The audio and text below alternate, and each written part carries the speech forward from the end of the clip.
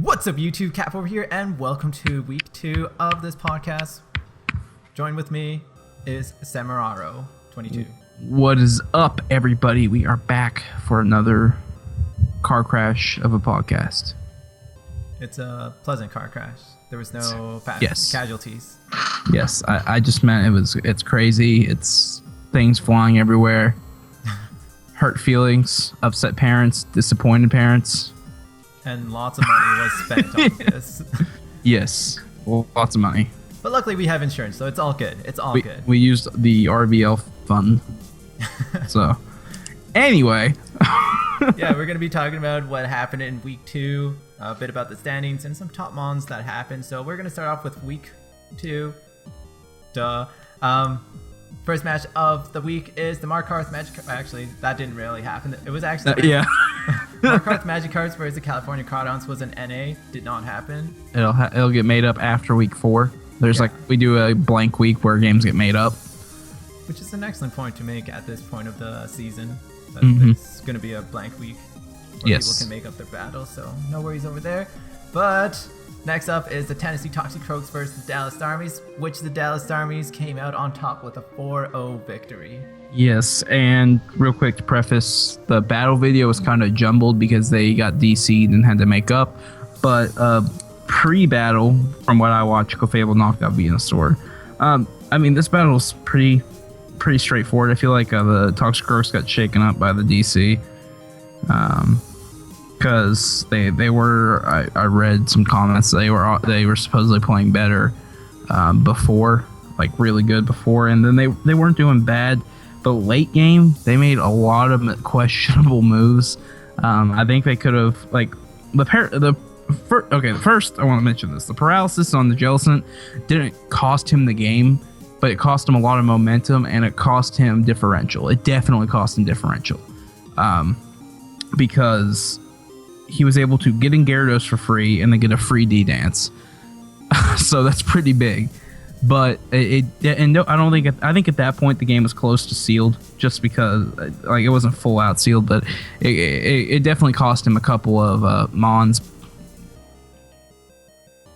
Yeah, sorry about that. I didn't know if you were gonna keep going and you just stopped. Well, I was gonna keep going, but I felt like I was already talking too much without letting you get in. Well, like I heard a bit about this battle and how it went at the start. Fortunately for me, Crump is my co-host, so whenever we have a battle, we always talk about it. And once again, Crump has a really, really hard time starting up.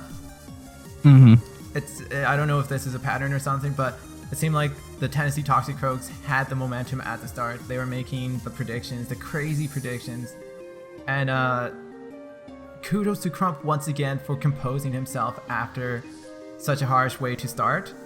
And I think this is where you're starting to see him shine, where he can have a couple bad turns. He can have something where he get one hit KO'd or some predictions happen and he's like, oh man, this sucks. He's going to get a lot of momentum. It's so easy to go into like the fetal position and be like, you know what, let's just call it GG. Or it's so easy to get really salty and just give up. Kudos to him for keeping his composure and really bringing back the game, because he just stuck to his strategy and he knew what he had to do. And that's how he slowly regained the momentum, at which point Nidoking was just breaking things apart. He was just throwing Legos across the room. Yeah, I was looking at the last turn. Sorry to kind of cut you off there. But the Toxic Croaks, I feel like, cost themselves this match now that I look at it. Okay, so the last 2 months Toxic Croaks had were Jellicent and Tauros.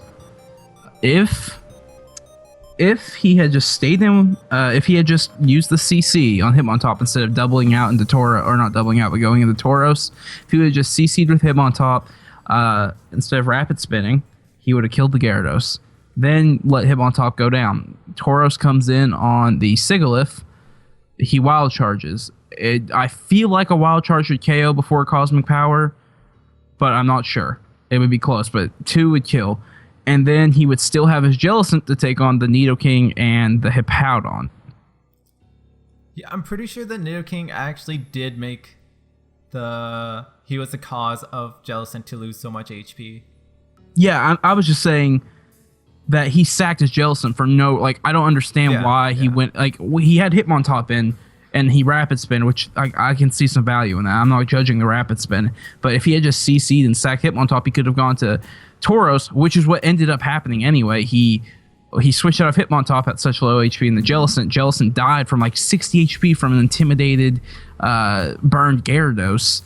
And then he crazy. It was insane. I blew my mind. It wasn't a crit either. And then he brought in Tauros. Why not just bring, like, either CC and then sack Hitmontop to whatever comes in, and then bring in Tauros or Jellicent, whatever the matchup deems, or just go right into Tauros and get another Intimidate off, because he was running double Intimidate, which was good, especially against Gyarados. And then, hell, he could have got a triple Intimidate off if he wanted to just switch out again and sack Hitmontop. And then he could have just gone back into Tauros and just, like, there's many ways he could have played it, like, that were 100% better. He lost Jellicent for no reason. Jellicent was his win condition. Jellicent was 100% his win condition. And he sacked it off. Threw it away. Like, I don't think he threw it away on purpose. I think he underestimated Gyarados' power, and I think he forgot Gyarados had a D-dance up. Yeah, but and I guess in the heat of battle, you tend to make some decisions that are questionable, and yeah, but I guess in the long run, we can play, like, we can theorize a lot of things, what could potentially happen, what could have happened, but, like, for sure, for every battle, we can say, we can change the terms and be like, if he did this and this and that, then he would have won. But in reality, this is what happened. And well, yeah, I'm just saying. I think the Toxicroaks cost themselves this match, but the Starmies did play very well. They're using Sigilyph. Like, the big mistake he made late, which he had to make, and it's the same thing that happened to me in week 1, is Sigilyph got a free stored power up. Yeah, that's the issue. Like, when I played him week 1, I had Infernape in, and I was locked into Grass Knot, and basically I had to switch out into Crobat, and he got a free stored power up, so he could just stack the stored powers and fire off, or stack the cosmic powers and then fire off a stored power, and that's what happened here. So you can't let that Sigilyph get up a free stored power or cosmic power. I guess it's a lot of people just underestimating the Sigilyph, and it's showing that you should not look down upon this mon, because it can destroy lives. Well, it's deadly late game because you can't chip it. Yeah, and I think Crump's really just maximizing the usage of Sigilyph himself. Yes, definitely. But Sigilyph has gone a couple burns already in this week, and yeah, and I want to provide to be. It's crazy. It's crazy how much he's done this. Yeah, he's been. I'd say it's been Crump's best Pokemon so far. But I want to point out, I guess the team he brought week 2 is the exact team I predicted for week 1 in our matchup. Oh man! So that was a huge battle, though. That was a division battle in between the Unova Black. Yes. So he has already got 2 division wins in his belt. He's got a +6 differential, and it's pretty huge. It's pretty huge for him. The Starmies are the Toxicroaks are 1-1. I forgot who they beat week 1, but it hurts. -4 division loss hurts them pretty badly. Yeah. So we'll just move on to the next week battle, which is the Minneapolis Mammal Swines versus the Bavarian Beedrills, in which, once again, we get another 4-0 in favor of the Bavarian Beedrills. Alex Louis. Yeah, I think he just made, like, he didn't do anything. He didn't take any major risks, and it paid off. He didn't put he only left Beedrill in there when he felt like there was no shot it was going to get hit for big damage. Like, first turn, Probobass was in against Beedrill, and instead of protecting, he went for a drill run, because what the hell is a Probobass going to do? Like, I guess a good power gem or something. I don't even know if he gets power gem, but he does. Well, I mean, I feel like when Probobass leads, it's stealth rocking, and I think he felt like that. I think he felt confident that a stealth rock was coming, and so He just got the drill run off and crippled one Mon on the first turn. For some reason I was kind of confused why he preserved the Probobass on turn 2 when it only had 1 HP, but it wasn't a huge deal because he switched into Togekiss. But it was kind of a gamble in my mind to bring in Togekiss there, because like if he had stayed in, if he had just drill run, what are you gonna like? Togekiss is dead to a poison jab next turn. So I think it paid off that I think it was good that the 4 Mamoswines that Beedrill you turned out there. But basically, like 2 turns later, Togekiss bodied Whimsicott, which I was shocked that Whimsicott stayed in there too. But then Beedrill came out and literally the next turn and bodied Togekiss with the poison jab. So I was just so shocked at how many KOs happened early. And in 5 turns, there was 3 KOs in the first 5 turns. And I just think it was 2 bad plays. Like, why would you keep Togekiss in on... Like, that in that moment, that's when you sack your Probobass. You literally just go into Probobass, immune to the poison jab, and the next turn he has to drill run. Like, I don't... Yeah, it didn't really make much sense to me just because, like, Togekiss is probably one of his best bonds. I would say it is his best bond. And when you switch out Probopass like that, you're using it for death fodder. Yeah, I just looked at it though, but there isn't really much besides the Whimsicott that Togekiss deals with. Now that I look at it, the only other thing would have been, what is it? I'm trying to find it because I forgot to write down my separate sheet here. I can't find it. I don't think there was, like, because he had Lando, which I'm sure had a rock move. He had Armaldo, and he had Mega Beedrill. So there wasn't much left for Togekiss to do, but still, Togekiss could have definitely helped. My biggest gripe is supposedly no HP Fire or HP Ice on Jolteon. Yeah, well, when you see a team like Alex Louis, you know the Landers is going to come out. The Zapdos might be there. The Gudra's there. Whimsicott doesn't even enjoy it. Armaldo does enjoy it. Yeah, he's rock bug. But that's what I'm saying. Like, Jolteon, you know that at some point within 2 turns of Jolteon being out there, Lando's coming in. So run a life, like, I'm not saying every week or every time you face him, but Life Orb to HP Ice is, like, no matter what he brings in, like, the only Mon he could have brought in that would have appreciated that would have been Armaldo, which would not appreciate a T-Bolt. Yeah, and so I think this is a division battle once again, and you got to think about these battles. You look back and having that 4-0 differential, it could be monumental at the later stages of the season. I just think that he was running defensive Stoutland too, because he had Intimidate and he had Leftovers on Stoutland. So I think he was running defensive Stoutland, which isn't awful because he was also packing Baby Doll Eyes. But I think he revealed it like at the worst time. He revealed Baby Doll Eyes on an Armaldo. Like, I just don't.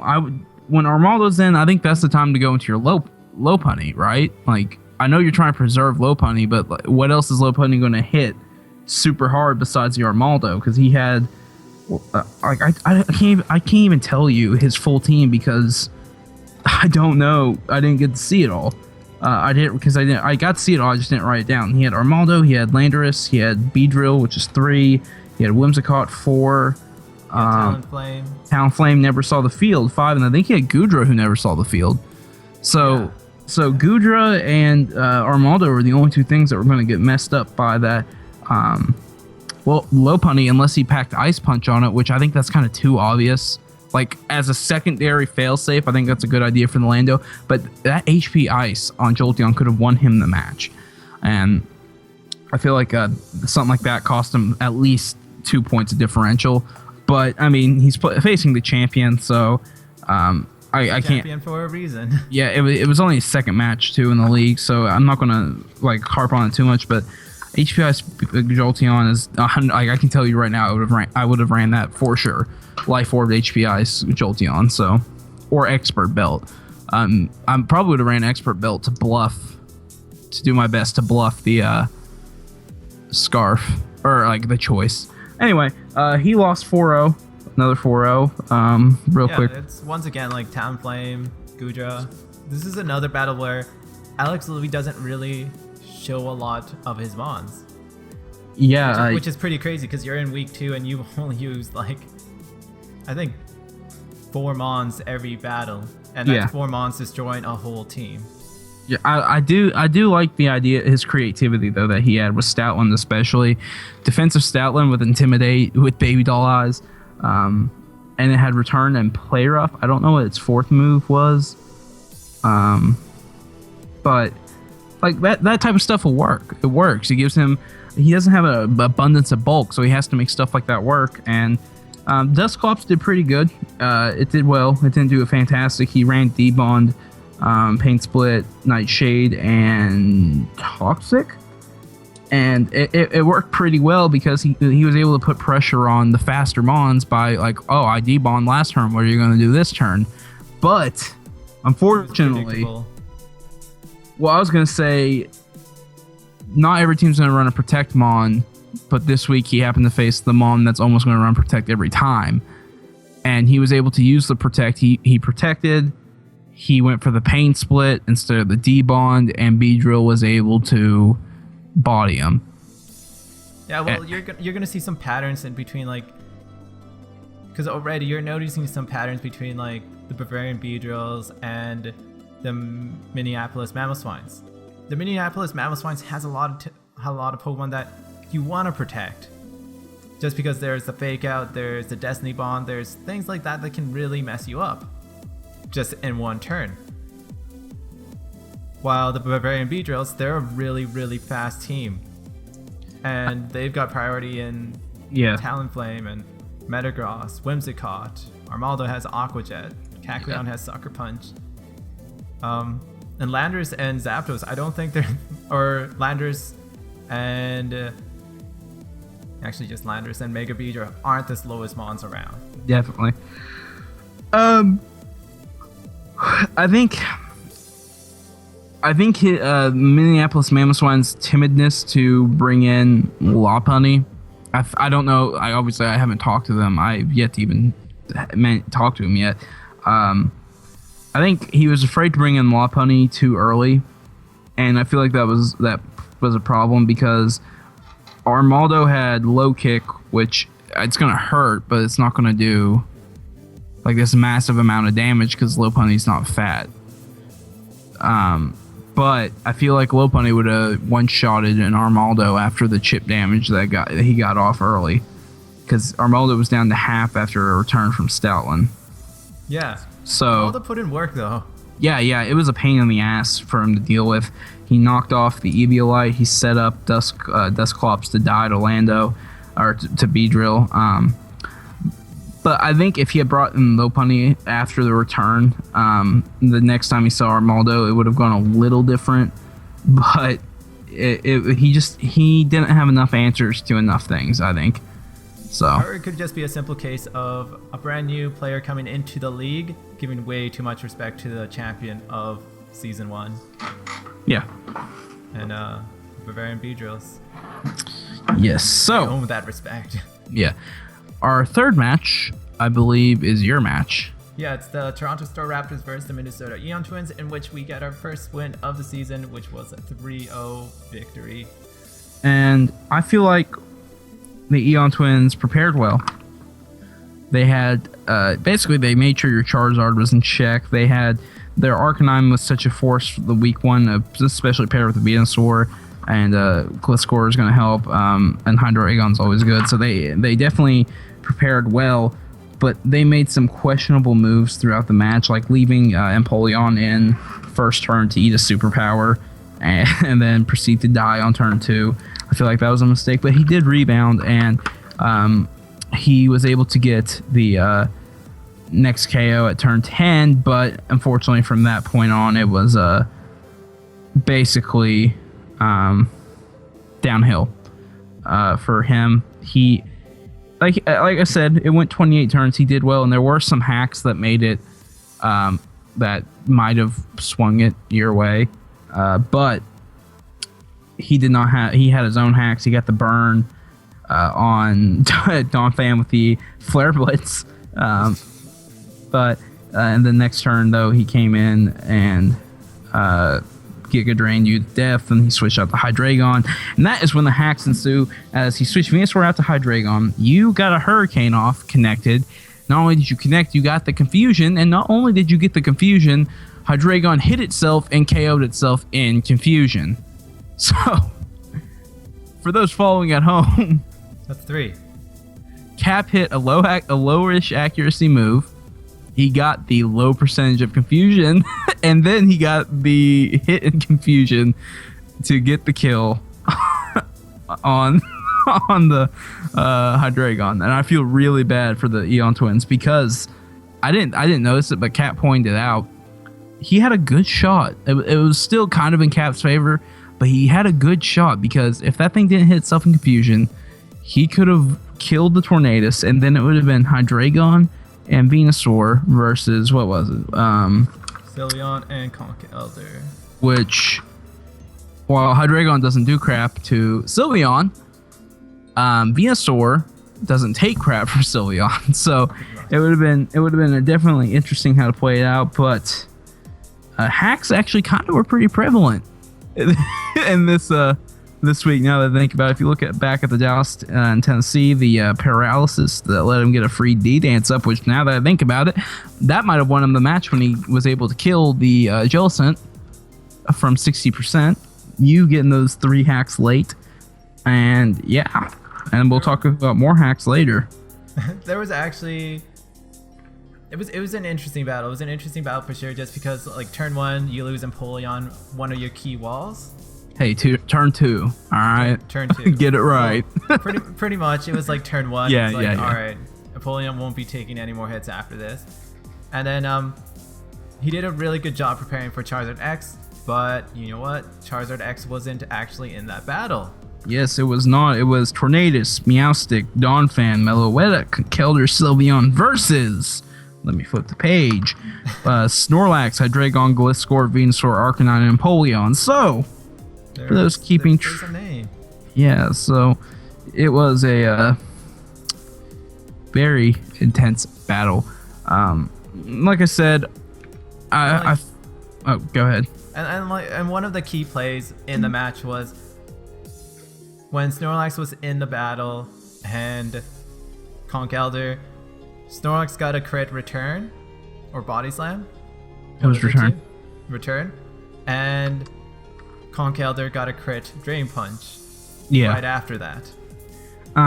So a lot of it did balance itself out.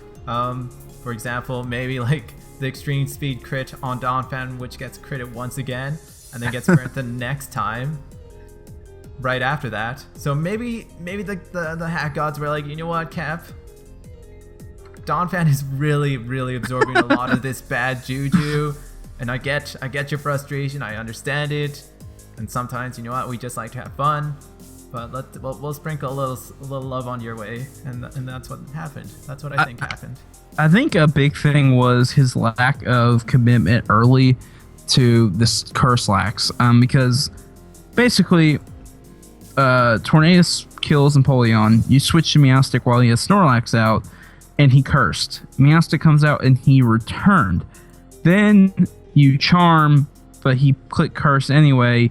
Basically, what I'm saying is if he had stuck with curse, I feel like he would have been able, like, I mean, at that point though, you're like, you charm and then you can charm again. So either keep cursing or switch out. Like, there's no reason to sit there and let him get poisoned when you show you have charm, because then he can't really set up on Meowstic because Prankster, and you have the reflect up. So either commit to the curse or switch out there. But like I said, there wasn't a lot he could do. Like, you guys played back and forth all the way till about turn 25 of 28.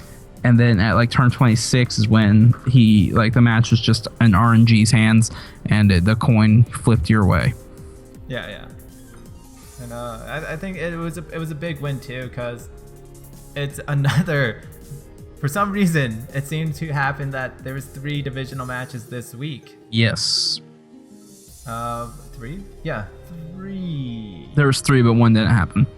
3 happened. No, four. It was four. there was Because Tennessee, Toxic Croaks, Dallas Starmies, Minneapolis, Mammal Swines versus the Beach Oh, Bills. okay. Yep. Yeah. So there was actually 4, and this actually brought me back to 1-1, and handed the loss to the Minnesota Eon Twins, which are now 1-1 too. And it's a 3-way tie record-wise. Real quick, I don't know why my brain just started going off by itself. I apologize. In the Kanto Blue or Kanto Red, sorry. But Toronto, Cap picked up 2 kills with Tornadus, 1 kill with Meloetta, and 1 kill with Conk, with 2 suicides on the other side. And the Eon Twins got a kill with Empoleon via Stealth Rocks, Arcanine, and Venusaur. Yeah. So I feel like we did explain that battle quite some time. I just want to point out it's a 70 accuracy move, 70% or 70% accuracy move on Hurricane, and that's like the same thing as Stone Edge, a 30% on Confusion, which is the same as Scald, and you know how many times we get Hey, Stone Edge is 80. Stone Edge is 80. Okay. Come on. There's 10%. No. For that day, Tornadoes had a good sleep. It worked out pretty well. Yeah. Up next, I think, is the Marshall Thundering Bouffalant versus the Carolina Pyroars. And this match, there's not a lot to say about this match. It was pretty straightforward. Basically, it was the Bouffalants realizing that they had a terrible matchup, because basically the gist of the match was Pyroars had not Vaporeon in. Bouffalants would go into Suicune. Pyroars were bringing in Vaporeon. The Bouffalants would bring in Kyurem. Kyurem would use an electric attack. Vaporeon would switch to Extra Drill and immune to the electric attack. Rinse, repeat until finally some big plays had to be made. Bouffalants tried it. It didn't work. Bouffalants just did not have an answer for Vaporeon because he... I talked to him before the match, and I'm willing to help anyone in the whole league if they're not playing me. If they have an idea and they're like, hey, should I run this or this? And I'm like, I personally would do this. That's it. Like, I'm not going to sit there and give him a deep analysis. So he asked for my advice, and I told him you should probably run Toxic on Suicune.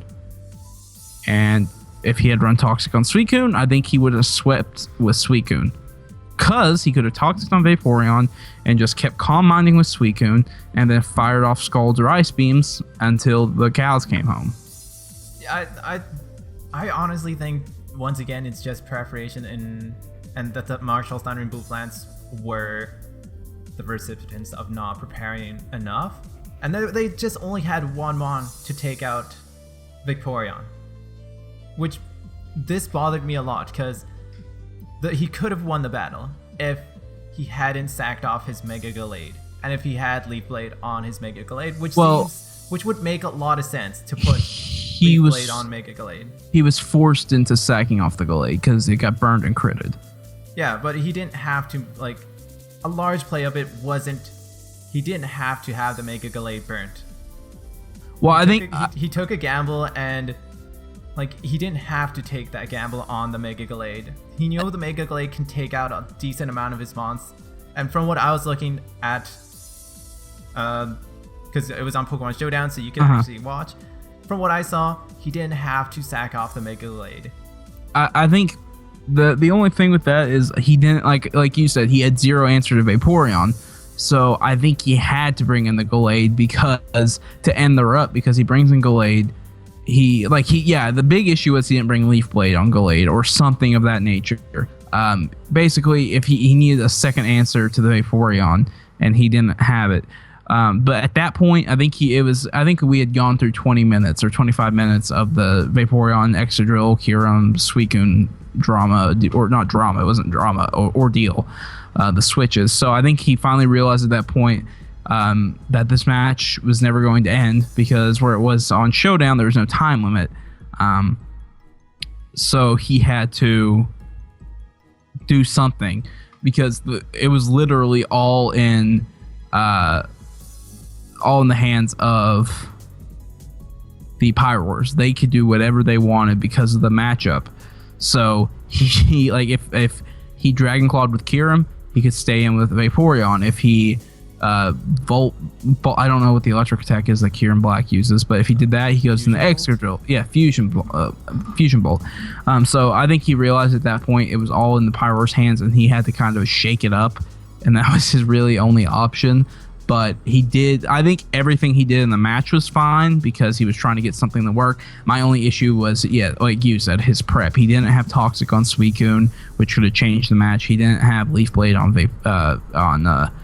Gallade, but actually I think he told me he did Calix and CC, and Leaf Blade did the same to Vaporeon. Leaf Blade has a high crit ratio though. But I wasn't even thinking that. I was just thinking the stat drop isn't there. Yeah. Okay. There's two reasons to carry Leaf Blade. Yeah. But I think one thing he realized at this point is bulky water types kill him, but he was under the mindset that he needs an electric type. But that's not the only way you can beat a bulky water type. Like I said, Toxic kills bulky mons. Like that's why you can run Toxic stall sets.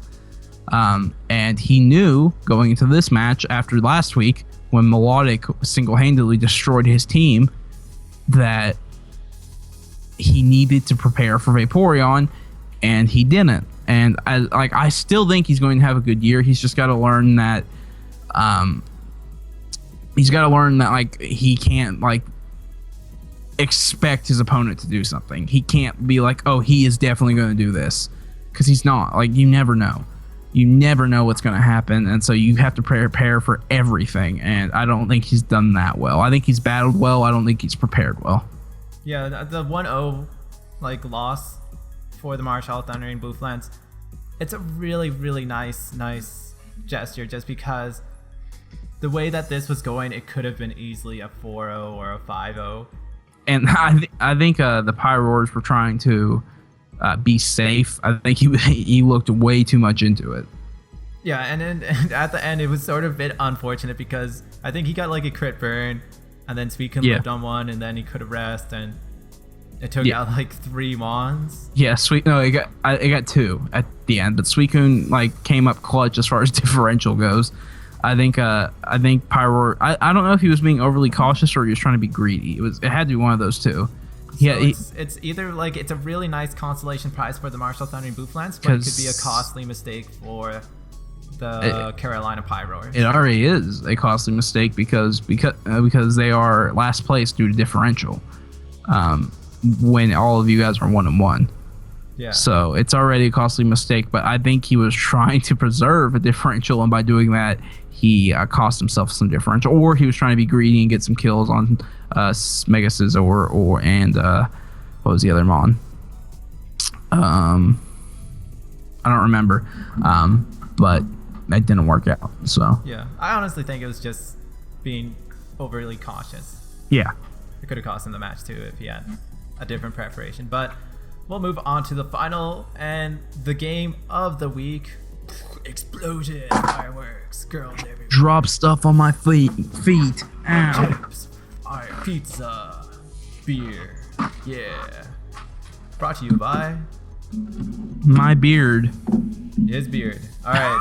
And coincidentally enough, it is the Kentucky Crowbats versus the San Francisco Giraffix, in which boy, that's right, the San Francisco Giraffix come out with a 2-0 victory. And I want to state, before I let Cap go into detail about this is what I talked about when hacks were going to be talked about more. Yeah. Theme of the week, hacks. Hacky Macky, wacky tobacco. I'm letting you talk about the match, by the way. Oh, right. Anywho, this match, in terms of the matchup itself, it really played out to. It was a great battle, and then Umbreon came onto the field, set up like I think you were at +5 or 6. +5. Yeah, +5. And at that moment, I was like, you know what? +5 Umbreon, probably fully invested in special defense. Yes, it was +5 attack, +5 defense, max HP, max special defense. So I'm like, there is no way that even Azumarill as hard hitting as it can. And it's not going to take Umbreon down in one hit.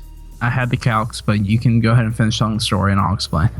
And unfortunately, he gets critted. And when that happened, I felt the pain, the scream, the salt, the frustration punch through the screen and hit me. It's my own fault for getting the situation where I needed a crit not to happen, but I did the calcs. Play rough on a max attack, adamant, huge power, non-choice band. The Azumarill was a 3-shot to my +5 Umbreon. Payback was a 2-shot on Azumarill. I literally just need to take 2 play roughs and I win, because after that I sack Umbreon to Darmanitan, and my Infernape is 1 speed point faster than max speed choice scarfed Darmanitan, even though he was running choice banded. So I would win if I could get rid of Azumarill, because I get rid of priority. Unfortunately, he crits Okos, and so that's how I lost the match, because then he proceeded to Waterfall my Mesprit and then play Aqua Jet my Infernape. But another big crit that happened in the match was I had a Cotton Guard up with my Altaria, and I 2-shotted his Skunk Tank with Return, and he critted me again, even though with a +3 Altaria, his Poison Jab to 20%, he critted me in O-Code with Poison Jab.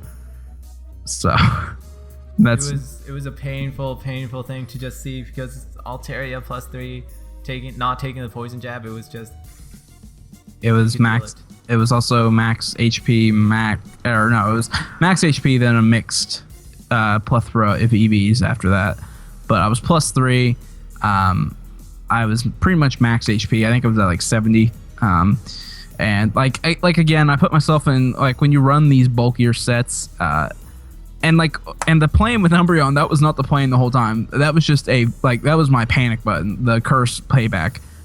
The only way at that point I would have won the match is with curse payback, and luckily for me, he went into Dragalge and brought sub Dragalge, so he subbed up thinking he could, sub and then punch a hole through Umbreon, but Umbreon's fat, so I had Moonlight, Payback, Curse, and Baton Pass. At no point was I going to use Baton Pass, because I couldn't. It wouldn't have helped me any. But I was able to get through the Dragalge. I got 5 of my beautiful, wonderful curses set up. Killed the Dragalge because he got himself down to half HP because he was subbing up, and I killed him from half. He went into Skunk Tank. I couldn't do anything with Skunk Tank. I was doing like 20% to it at +5, so I was about to get +6, but he got a crit, or he got it wasn't a big crit. It did like 30% when he critted, but it got me at low enough health that I had to Moonlight when faced to prepare for the Azumarill, and then he exploded. So I didn't get the kill there, and then he brought in the Azumarill, got the crit, and that was the end. So it was a great match. I'm upset I didn't win, especially because I lost on the crit, but it was a great match, and I feel confident about my team and my performance against the #1 team, regular season team from last year. Yeah, but at some point you gotta drop that. Yeah, he's a great battler and all, but this is a brand new season and it's a brand new team, and regardless, it's a new team. So he had a really good differential in the past season, but this season it can be a bit different. The only thing that really frightens me, that might be a small little red flag for myself looking at your team, is that Umbreon is your MVP of this so far in the two-week battles. Yeah, definitely. And that's a bit worrisome because, like, you've got things like Thundurus, Crobat, Infernape, Mega Altaria, even a Scavalier, Mamoswine. Those things can punch holes on a lot of teams. And maybe this is me just nitpicking or something, but maybe it's just the way that you're just using them. It's not to their full potential. But Umbreon is more of your well thing that you're used to. Well, I've never used an Umbreon before. Just like the mon it's maybe more Yeah, to yeah. your style. Yeah, I do like bulkier mons, but in week 2, what happened was I was running a I was running Scarfed Mixed Infernape. He didn't get to be used because the matchup never happened. The matchup was supposed to be him versus Darm or him versus anyone except for Azumarill. Unfortunately, I only got him in for 3 turns. 1 turn he took a hit. The second turn he CC'd a Rotom, and the third turn he died to an Aqua Jet. I haven't got to bring Thundurus yet, but the Escavalier I brought in because I was like, okay, I can live at 40% on a Fire Blast from the Skunk Tank and Oko it. I brought in Escavalier, lived on 40%, and got burned. So I guess this is a suiting match of the week battle just because a lot of packs happening this weekend. Yeah, and like I haven't been able to get the right, like, I don't know how to put, like, I haven't got a chance to use Escavalier. I wanted him to thrive this week, and he had a great matchup this week, and I had another mon that could take the hit. I had Altaria who could take the hit from the Skunk Tank, but it couldn't take the Poison Jab. I knew it could take the Fire Blast, which was coming, but it couldn't take the Poison Jab. So I was like, okay, I can't switch out because I can't play this game where it's, Poison Jab, all this stuff. So I said, you know what, I can take it and I can Oko, but he got the burn and I did nothing to him. Like it was just not good for a Escavalier. But I do prefer bulky mons, and Umbreon was like my panic button. And Umbreon actually didn't really do anything week 1 because I had to use him to try and live Magnezone's barrage of hellacious electric attacks. And unfortunately, where I had never used Umbreon before, I ran a max physical Umbreon week 1 and max special Musharna week 1 defensively, and that was a mistake, and that I'll never make again. The max special Musharna part, not the Umbreon. The physically defensive Umbreon can work, but I have to figure out the stuff I like and then tweak it every week as my mic goes down. Yeah. But we'll move into the standings and how this week battles really affected the standings in terms of general. I can speak English, I swear. It's just some days it's not bueno at all. So we'll start off with the Kanto Blue division, which is in the Kanto. And first place we have the Bavarian Beedrills, which are 2-0, the Minneapolis Mamoswines, which are 1-1, and the Marshall Thundering Blueflans, which are 0-2. Yes. We really pretty much talked about each team already with their matchups, but the Beedrills are head and heels above the division right now. The Bouffalants got pretty much wrecked by him week 1, but I think that was more because they lost their wing condition early by making a bad click. But they still did lose 5-0, or was it 4? It was 5-0. Yeah. And then the Beedrills handled the Mamoswines 4-0 this week. So 2 division games, 9-0 differential coming out, 2 wins. That says something. That's huge. That's really huge. And the Marshall Thundering Blueflans are on the rear end right now, but it's still early in the season, and getting an 0-2 record, it's not bad because there's 11 other games. Yeah, so they just got to really buckle down and really focus on what's happening next, and it all happens with 1 victory, and that's how quickly a season can change. Yep.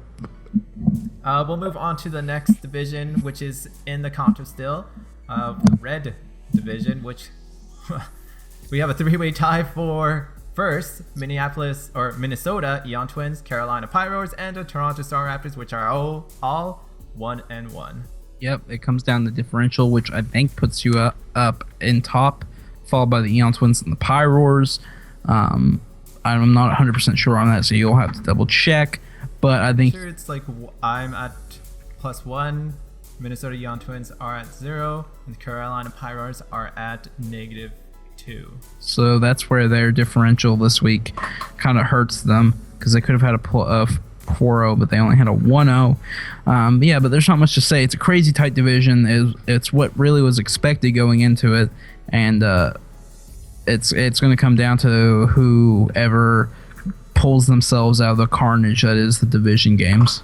Yeah, it's interesting. It's really not. It's weird because we did predict that this is going to be a tight division, and it's weird seeing it happen as we go, or as we Yeah. move to week 2. So that's pretty cool. But we'll move on to the next conference, which is the Unova Conference.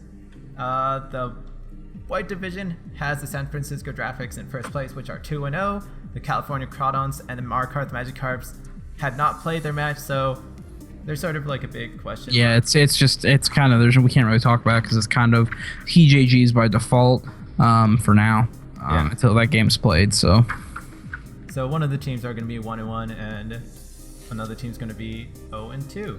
yes. We're going to have the Black Division, which has the Dallas Starmies 2-0, the Tennessee Toxicroaks 1-1, and the Kentucky Crowbats 0-2. And I think this is basically mirrors the Kanto Blue, except it's not like blown out of, like, it's not the B-roll. The Starmies aren't like the B-rolls in the sense that they're running away with it. They're in a great position, but their differential coming out of it is only +6 versus +9, and it could have only been +4 without some hacks. But he has still played great. Is in a good position. Toxicroaks luckily won week 1, or not luckily, they won week 1. I didn't mean to make it sound like they won on luck. They won week 1, so they are at 1-1, and I trail the pack at I think I'm -4 and 0-2. Yeah, but the really key point over here is the Dallas Starmies, which have a 2-0 record against their divisional foes. Yeah. And that might be big later on the season if it does come. It literally just means that they control their own fate already. That's a term in college football, that if a team, like say a team is like 5-0 and the second place team is 3-2 late in the season in their conference, and they're pushing, basically that 5-0 team, all they have to do is win. They control their own fate. So all the Starmies have to do is just win and keep ahead of the pack. Anytime a loss happens, it gives them more of a cushion to lose, but they just need to, just keep pushing, keep focused, keep winning. Yeah, so a real surprise actually of the Dallas Starmies being 2-0, especially in this season. There's no surprise that the Bavarian Beedrills are 2-0. San Francisco Graphics once again 2-0, no surprise, but not a lot of people would have guessed the Dallas Starmies would have been 2-0 at the start of the season. Yep. And I believe that's the only next potential team that could be unbeaten. Yeah. Let's see. Did Ethereum Knight lose week 1? Yeah, he did. So yeah. So that's pretty crazy. That is crazy. And go ahead. Oh, did you want to finish something off on the standings itself? No, I was just going to move on to the next session.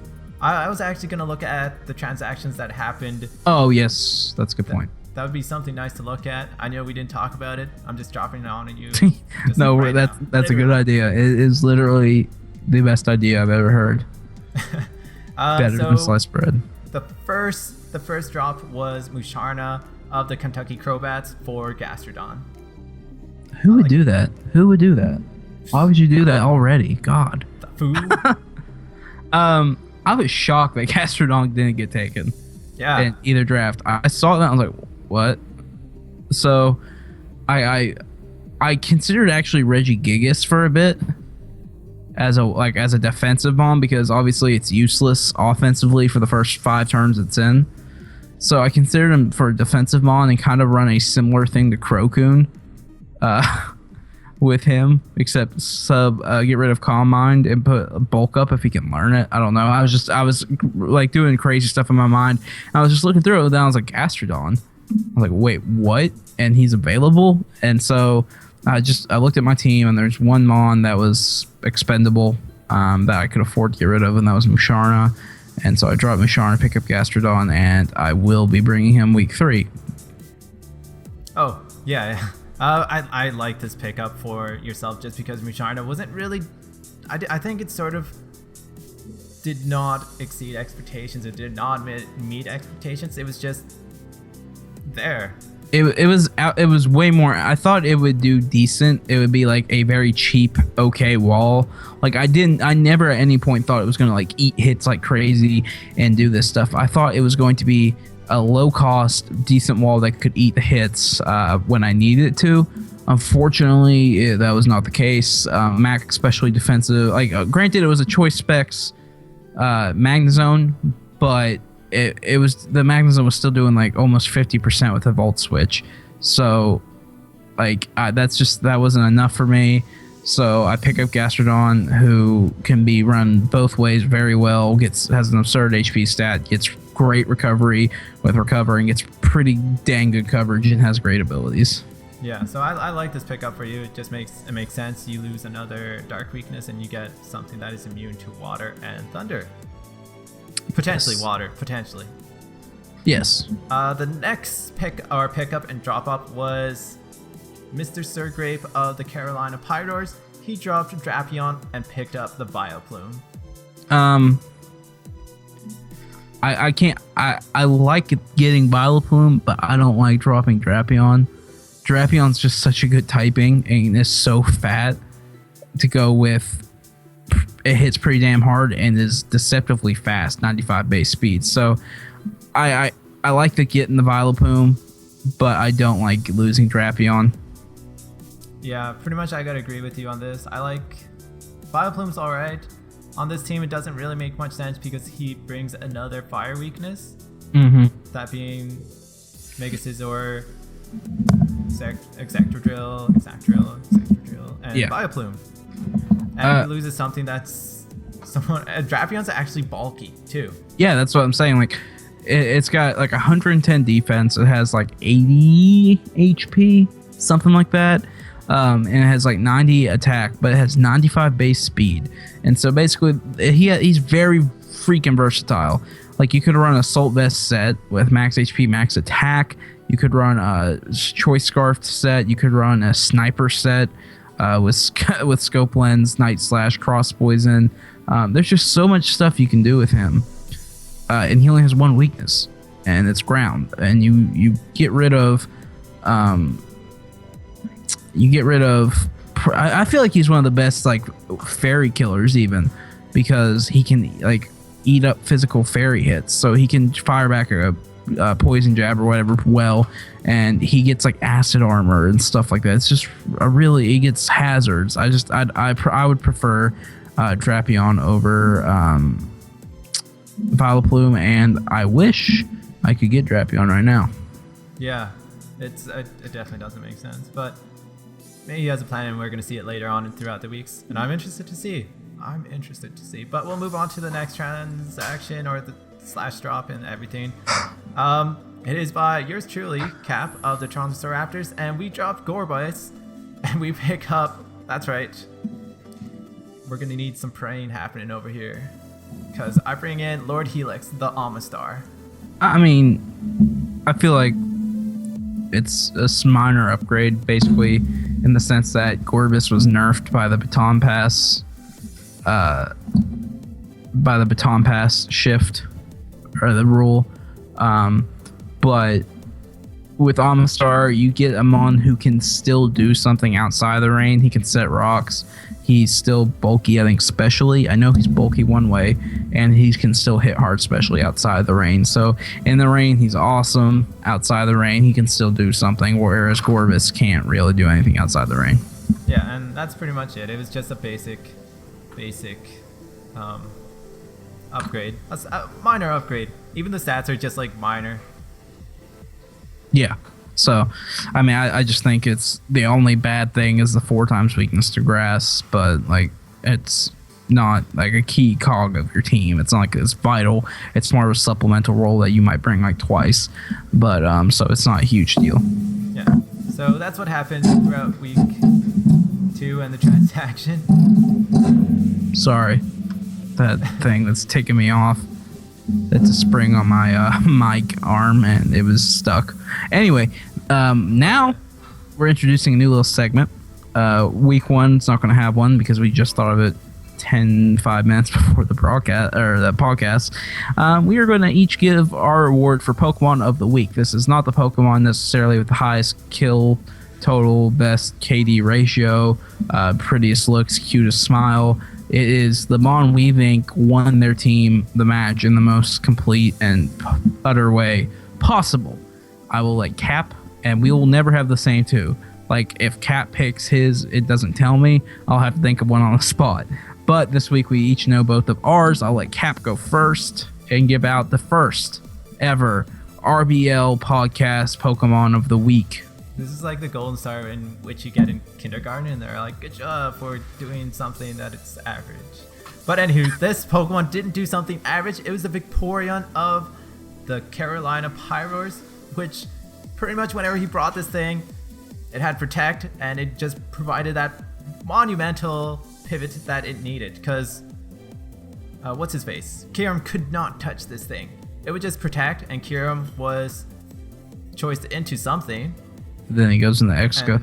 And then he just does something that totally does something else. So I felt like this mod really, really pushed towards the Carolina Pyro's victory, and it did eventually get him the W because Suicune could not touch Vaporeon. Yeah, basically Vaporeon single-handedly shut down the Bouffalants. Without Vaporeon, Bouffalants win this game, I think, pretty well, pretty handily. But Vaporeon, the one Mon by himself, creates such an issue that it turned around to a pretty decisive win for the Pyros, despite what the differential says. Yeah, so that's my very first. My star goes out to Vaporeon. My first star, I would have given it to Vaporeon, but we talked about it and he said he was going to do it to Vaporeon, so I didn't need to. Is Azumarill for the clutch crit on my Umbreon. Even if this was in another match and happened to someone else, I would have to give it to Azumarill. Azumarill basically doesn't get this crit. TJG loses. So Azumarill stepped up to the plate, hit a play rough, got the crit, and killed the +5 Umbreon, who was on its way to winning the game for me. But Azumarill put in the finest of work as it cleaned up after that the last 2 Mons on my team, which were Mesprit and Infernape, and put on a good showing offensively. Yeah, so those are our top Mons of the week, and we're going to be moving on to week 3. But after week 3, there's going to be a little break in between in which we might bring in... No, after week 4. After week 4. We can still bring a guest after week 3, but we do 4 weeks, then break. Then 4 weeks, then break. All right, so... we're going to be moving on to week 3. Disregard everything I said. Obviously, I'm tired and don't know what I'm talking about. I'm a fool. Also about those awards, we're going to be doing them every week.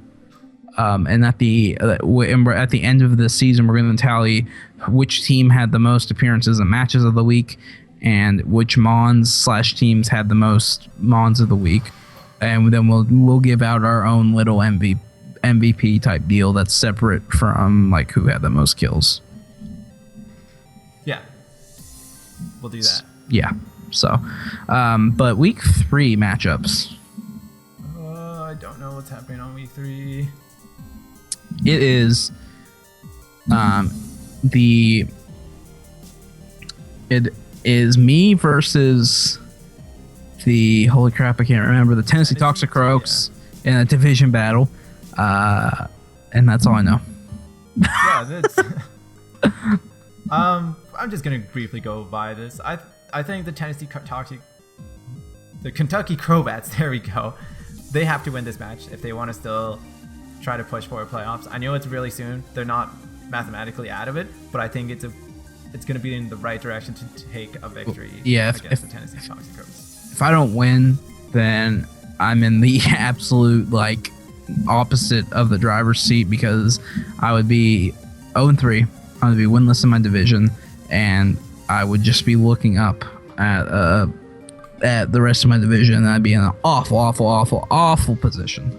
Yeah. So, and then the next one is the California Crawdons versus San Francisco Giraffics. I think the California Crawdons need to win this, because if they don't, then the Jewish Giraffe is 3-0. Suddenly, it's looking a lot better. I think this is also. What's your prediction for the first one? Obviously, I'm not going to make one. It's going to be a 2-0 victory for the Kentucky Crow Bats. Just because they need to win, it's going to be close. And the Tennessee Toxic Crows will try to keep it close in that way. All right. And in this match, I think the Crawdons will win 1-0. But the Crawdons could possibly end up. This game may end up putting them in the situation where the same situation I'm in. We don't know because their week 2 match didn't happen. So the results of this may turn their week 5, like their week 4.5 in between week 4 and 5 matchup, where they make up week 2 into a huge game. But for now, this is the huge game because if they win this, they're fine. But if they lose this, the makeup match in week 4.5 is huge because it's the same game that I'm playing this week. So I think they'll win 1-0. And because TJG is good, but like you said, it's a different year, a whole new year, and he can be beat. Anyone can be beat. Alex Louis can be beat. So it's just a matter of putting in the work, the prep, and getting it done. Yeah. Next one is the Dallas Starmies versus the Markarth Magikarps. Whoa, you didn't give your prediction, sir. I'm going to say the San Francisco Draftix win. They're just playing really good right at this moment. They're going to win a 3-0 victory against the California Crawdons. All right. This match, I have Dragonite Spam winning 3-0 on the Dallas Starmies. Dragonite Spam did really well against TJG week 1. He didn't get to play his week 2 match, so that might bother him a little bit. But I just feel like his team is so well built with the core he has, and just so much power, so much cohesiveness. I can't really say much about his coaching because I've only seen one match, but like I said, he played TJG well. I like the Magikarps in this.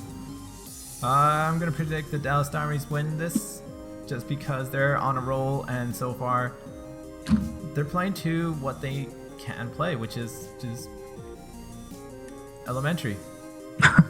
It's elementary. Like it's not. Calm down, Sherlock. It's nothing. It's nothing fancy. It's nothing spiffy. It's just really, really what they need to do and how they can just compose themselves and really pull out a victory out of their hats. That's right. My bold Transition prediction from Sherlock to Houdini. My bold prediction for the week is Sigilyph, if it comes, does not get a free Cosmic Power Up this time. Like my bold prediction is Sigilyph doesn't come in this battle. You have some inside information, don't you? Heard from a little tweet. Yeah, I don't know if it'll come either way. I haven't really looked at the team matchups in particular, but if it does come, it will not get up a free Cosmic Power like it has the last 2 weeks. Then we've got the Minnesota Eon Twins versus the Bavarian Beedrills, but this match is actually postponed because it said so on the post. Yes, I think someone's on vacation. I think the Eon Twins are on vacation or out of town or something. But still, I'm going to predict this. I say the Beedrills win. Beedrills are just... There's no reason to pick against them right now. I don't know. I couldn't really nail down a differential. It could be a 6-0. It could be a 1-0 with how the Beedrills are playing. But with how good the Eon Twins are, it's really up in the air. So I'm going to go with a 2-0 in favor of the Beedrills. I'm going to go with the Bavarian Beedrills too, just because they're playing so good. There's no red flags on their side of the field. And if there's going to be any red flags, it should be this match in which we should see something. Yeah. So the Bavarian Beedrills came out on top. A 2-0 victory. And then we've got the Minneapolis Mammal Swines versus the Marshall Thundering Bouffalances. There we go. This is basically going to be the defining game of the Bouffalances season. I feel like they need this win. And as far as team matchups go, it doesn't get much easier because of the unfortunateness the Mammal Swines fell into. They got some good Mons, but they don't have a lot of truly great Mons. They lack some serious bulk, and the Bouffalances definitely have some power that reliable bulk has trouble dealing with, let alone predictable standard bulk. So I'm going to go with the Bouffalances in a 2-0. Yeah, I'm going to say the Bouffalances are going to win this just because this is a division match, and this is, once again, as cliche as it sounds, it's a big match. Marshall Thundering Bouffalances 0-2, Minneapolis Swines 1-1, and same division. This is where they can control their own fate, and I think they're gonna take a hold of their own fate just because Sherman Black puts a big dent on their team. So yes. Marshall Thundering Bouffalances 4-0. That's right. Ooh. That's my big prediction of the week. And the final battle that we have are the Toronto Staraptors versus the Carolina Pyros, in which I can't really talk about it just because, hey, life. It's close. It's really close. Teetering back either way. It's a big game for both teams.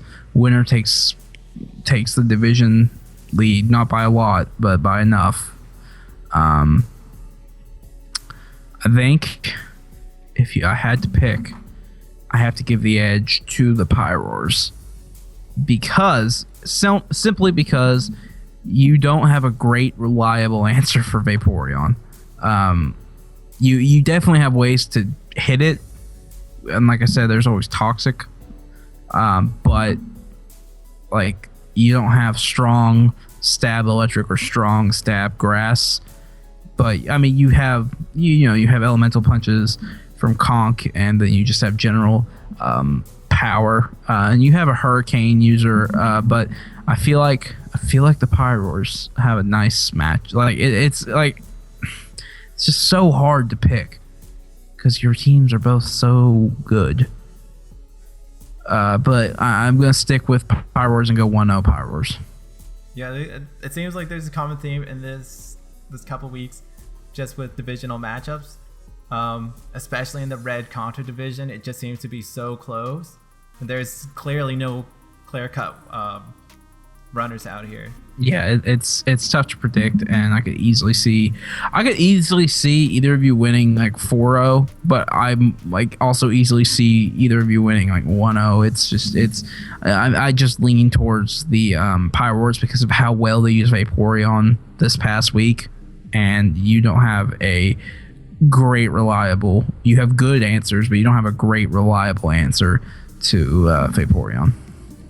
All right, and that hurt my feelings.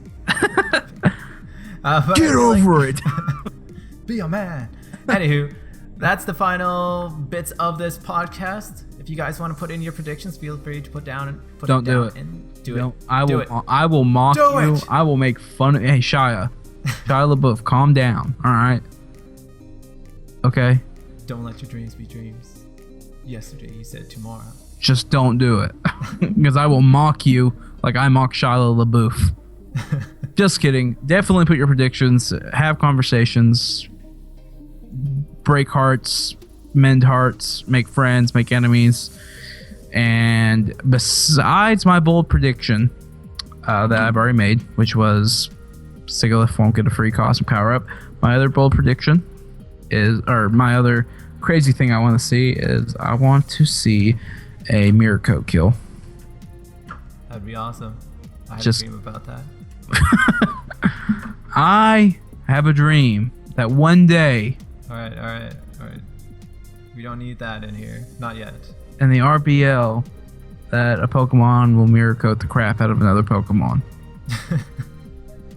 And that's how it was told. So we're gonna get going. I'm getting hungry. I feel like we're just making way too many references everywhere, left and right, back and forth. Hokey pokey. Hey, this is the time to do it rather than the middle or at the beginning when people are trying to watch and get information. At this point, they've got all the information. So if they want to stick around for some banner, we got some quality banner here. $4.99, you can have some banner of your own. Just call me up on Skype, give me the money, and I will banter your ass off. Where's the money? I want my money. Where's the money? Show me the money. All right, this is Cap and Semeraro. Yes. There we go. Bye. Boy.